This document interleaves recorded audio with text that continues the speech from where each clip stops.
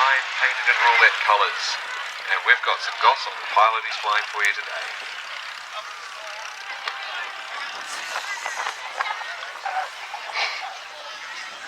Now just seeing the Roulettes flying the rather more high-tech Pilatus PC-9, but when you have a look at the shape of that aircraft and compare it to the Mustang that was just flying, you can actually see some similarities there. Really looking cool. They both look fantastic, even though they're from very different eras. That's correct, mate. During this display, we're going to be seeing speeds of up to 590 kilometres an hour and pulling Gs up to 4.5 Gs. So that's 4.5 times the weight of gravity on their body. Now we're privileged today, folks. This demonstration is being flown by Flight Lieutenant Roscoe Laves. This is actually his last public display. Roscoe grew up in Sydney. He's been flying gliders since the age of 14. He actually sold it at the age of 15 before going to the Australian Defence Force Academy, including the Black Hawk, before transferring to the Royal Australian Air Force. He's been an instructor on the CT4 and the PC-9. He spent 3 seasons with the Roulettes as Roulette number 4. And interestingly, Grant, he's about to transfer to the Navy to go back to flying helicopters once again. Pretty cool, mate. Now, I've heard of a number of military pilots transferring from the Navy to Air Force, but he's one of a very unique group that's now going to be flying in all 3 branches of the service here in the Australian Defence Force. That's right, mate. Very few pilots have done all 3 services. And that was a beautiful slow roll. Very difficult to do, right? Roscoe was making it look absolutely easy. Now, these PC-9 aircraft is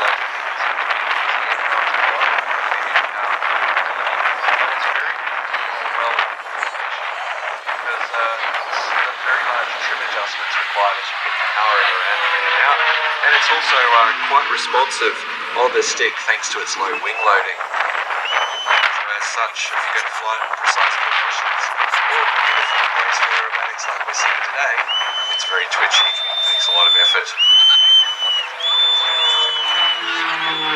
Now to give you a bit of a background, all the Roulette pilots are flying instructors from the Central Flying School in East Sale down in Victoria near Melbourne. Pilots start flying in position 2, 3 and 4 in the portion group. They get their experience flying very tight formation aerobatics. They generally start off reasonably high, about 5,000 feet, and work their way down until they've got experience to fly 500 feet in the formation. It takes about 3 months of intensive training until they're clear to fly there. Roscoe makes it look very easy.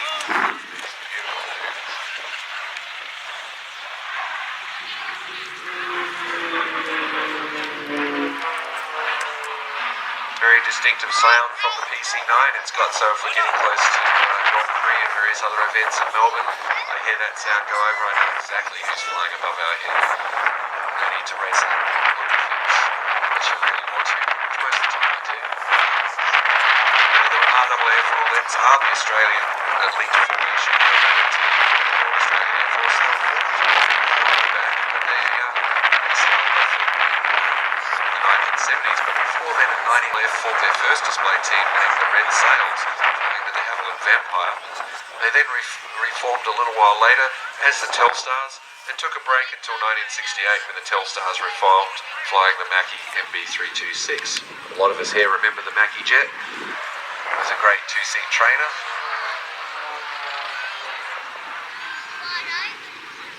Yes, the Roulettes have been flying the PC-9 since the Mackie jet was retired, and that's actually been since 1989, so these aircraft are probably coming towards the end of their service life. Lots of talk around about what they might be replaced by, but still a very fantastic aircraft to watch, a very capable aircraft, and they're not only used as for training, they're actually also used by the Air Force in the role of forward air control. They certainly are, mate. 4 Squadron RAAF uniform.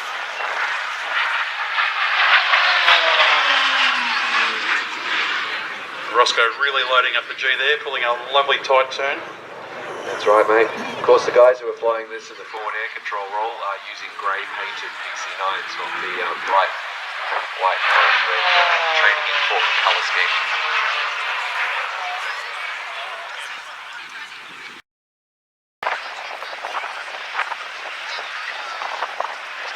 as we were saying earlier, Roscoe came to the RWF after flying helicopters.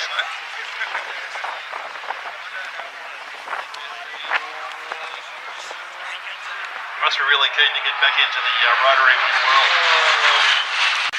Now these two aircraft were used in Vietnam. The T-28 Trojan, in addition to being a trainer, also made a very good forward air controller and counterinsurgents in the aircraft.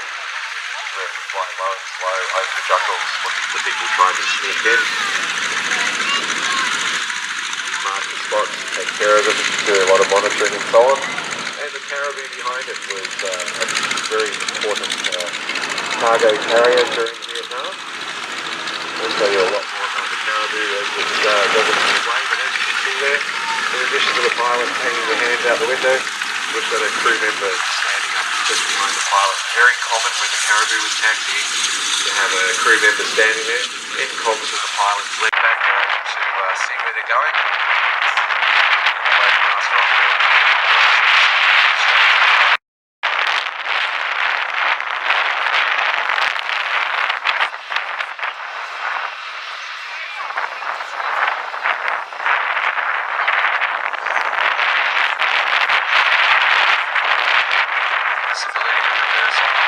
Used quite often in the Caribou on a very short runway. Propellers into reverse, spool up very, very quickly and stop. Then back up again, changes power on the takeoff speed on the runway. No need to turn around, which is very handy on something heading dirt bush strip. Bennet rolling in the mighty T-28 Trojan. Have a listen to the sound of this aircraft as he goes past.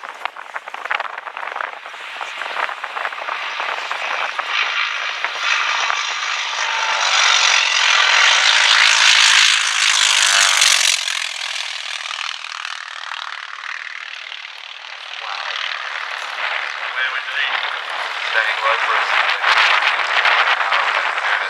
R80 20 engines delivering 1,425 horsepower.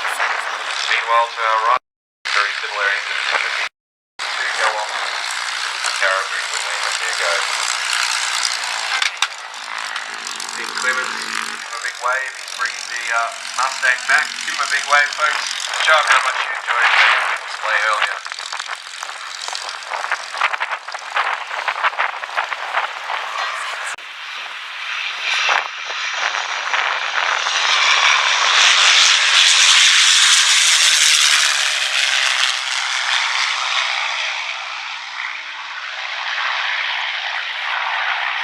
I don't care what planet you're from, mate, that sounds beautiful.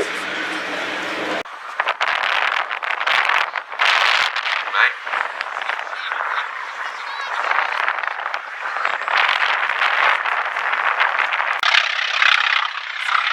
Got quite a few T-28 Trojans.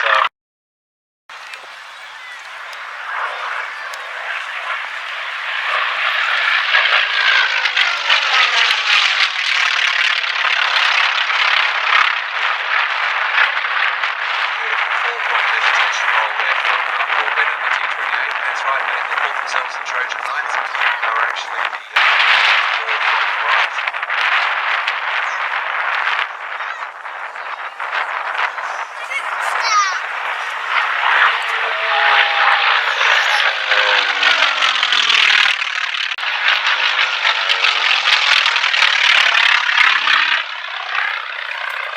T-28 Trojans were all used by the CIA in the Belgium.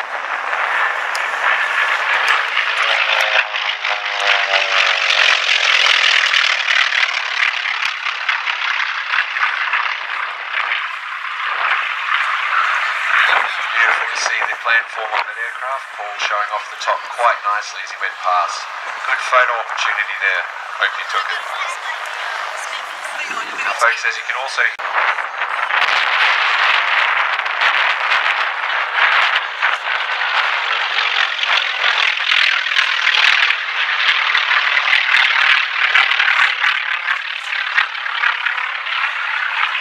Bennet there demonstrating that even though this is a bit more of an upgrade.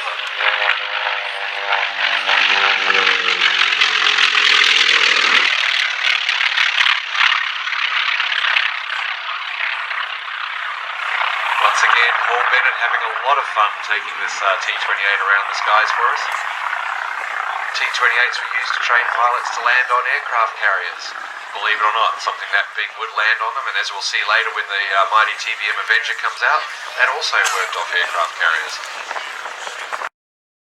Welcome to the Australian ramp design freestyle motocross demonstration.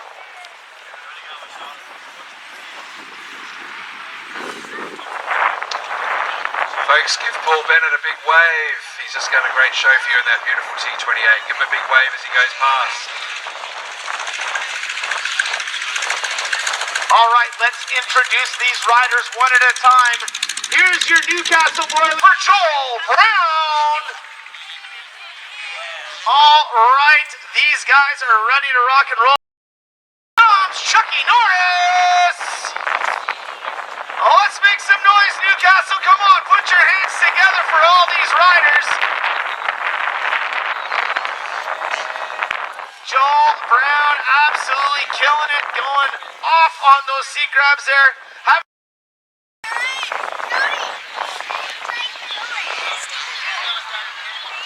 Absolutely.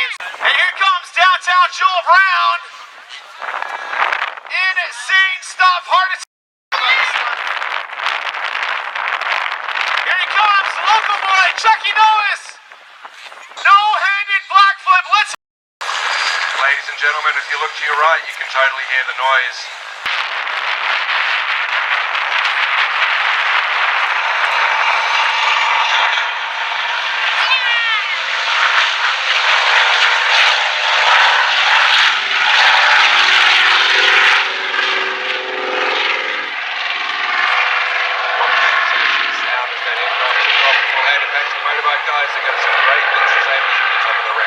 That's right, ladies and gentlemen, we're up on top of the ramp. Let's hear it one more time for Chuckie Norris and Joel Brown. Put your hands together.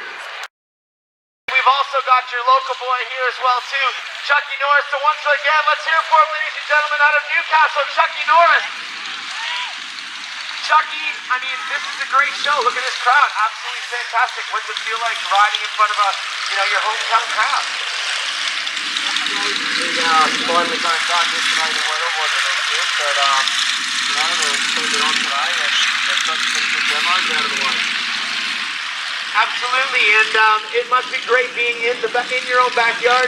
Obviously, we're having to work with the planes getting off and on the runway, and work with the wind as well.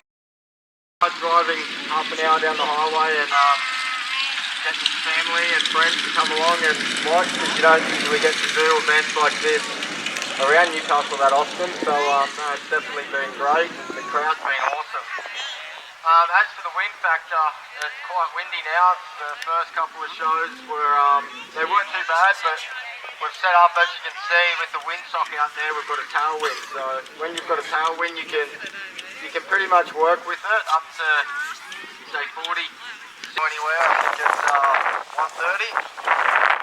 Yeah, 130 around.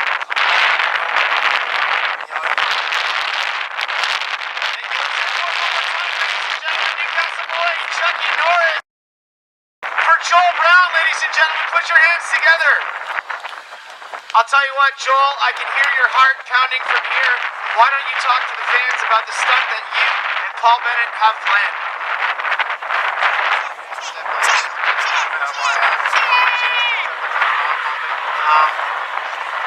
Yeah, Paul had this bright idea that he could fly knife edge through the inside of the tunnel while I was upside down doing the backflip. So the weather's looking good. That's the opposite. Scares the hell out of Paul, so hopefully we put the kids on to do it. Nice and enjoy it as much as we do. Love doing it when we do it, but it still is absolutely amazing. We won't ask you too many more questions. We know your head is focused. Ladies and gentlemen, he's on his way out shortly to be backflipping a plane. Put your hands together for. Let's hear it, guys. Come on, put your hands together. That's right, Joel Brown, ready to go. Once more, thank you again to Chuckie Norris. It is going to be.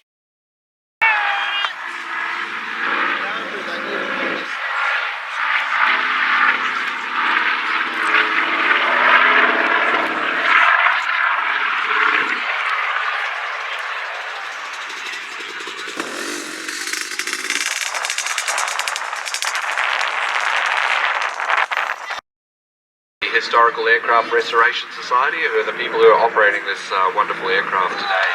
The Caribou was it's a tactical military airlifter with great short takeoff and landing capability, as we've already seen with that takeoff. First flown in 1958, over 300 were built. They've saw on the T-28. So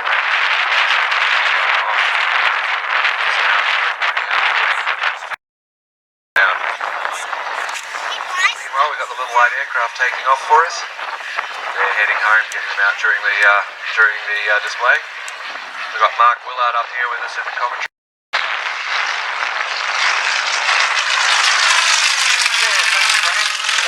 Thanks to all the people from Hunter Valley that are out here today. Fantastic crowd to see out here. The Raaf and Roolettes are always really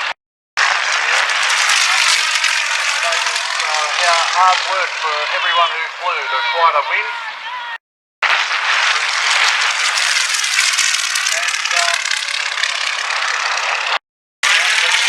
Just a little bit of an interesting story about the Caribou that Grant might be a female members of our team. Yeah, I was wondering about if the hairdryer was going to come into it, and also don't forget, also your hordes of wonderful supporters and fangirls. Yeah, we probably don't need an aeroplane that big yet for all our supporters, but we live in hope. Okay, folks. Well, as the Caribou floats its way down the runway, they're having a bit of fun there. Hope to see you.